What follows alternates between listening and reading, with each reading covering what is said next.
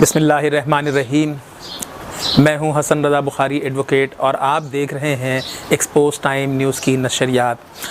آج میں آپ کو دو ہمارے موضوعات ہیں، لیکن آج صرف ہم ایک موضوع پہ بات کریں گے، وہ ہے سانحہ بحریہ ٹاؤن کراچی۔ اس وقت جس انداز میں بحریہ ٹاؤن پر یلغار کی گئی ہے، یہ کون لوگ تھے؟ حکومت سندھ کہاں تھی؟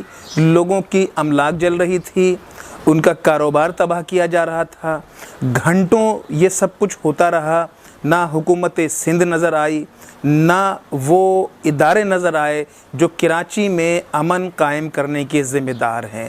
یہ بحریہ ٹاؤن کی زمین کے قابضین کا معاملہ ہے، یہ عدالتی معاملہ ہے، اس پر کوئی رائے دینا قبل از وقت ہوگا۔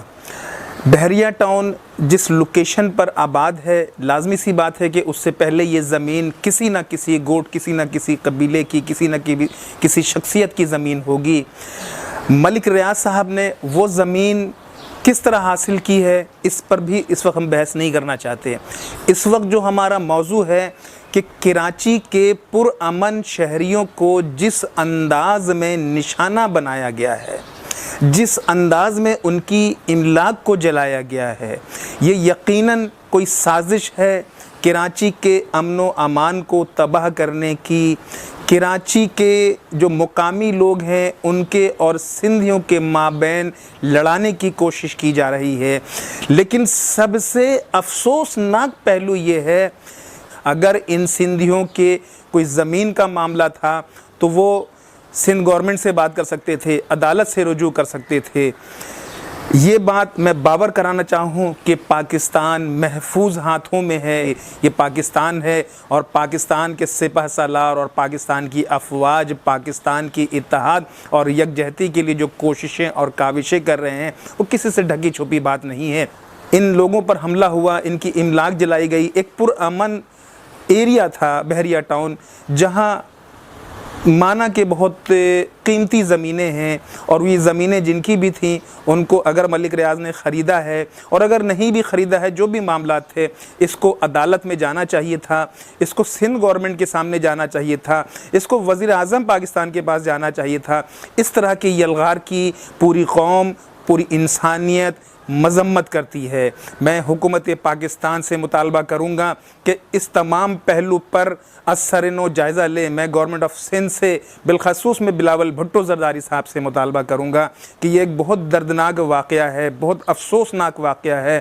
اس کی کسی جوڈیشل انکوائری کروائی جائے کہ اس کے پیچھے پس پردہ محرکات کیا ہیں۔ یہاں پر سندھو دیش کا نعرہ لگنا انتہائی افسوسناک ہے، قابل مذمت ہے۔ قوم کی طرف سے ہم اس کی بھرپور مذمت کرتے ہیں۔ میں حکومت وقت سے مطالبہ کرتا ہوں کہ ان لوگوں کے خلاف سخت سے سخت ایکشن لیا جائے۔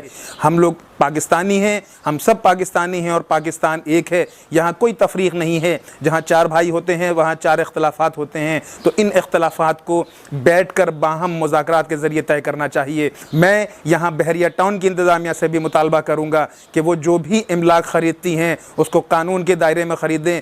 جس طرح سے وہاں پر لوگ کہہ رہے ہیں کہ ہماری زمینوں پر قبضہ کیا گیا ہے، تو یہ احتیاط کریں۔ یہ ایک چھوٹا سا لیسن ہے ان کے لیے بھی کہ انہوں نے ایک بہت بڑی آبادی بنائی، ایک بہت بڑی کالونی بنا دی، ایک بہت بڑی سوسائٹی بنا دی، لیکن لوگوں کی سیفٹی کے لیے کوئی انتظام نہیں کیا۔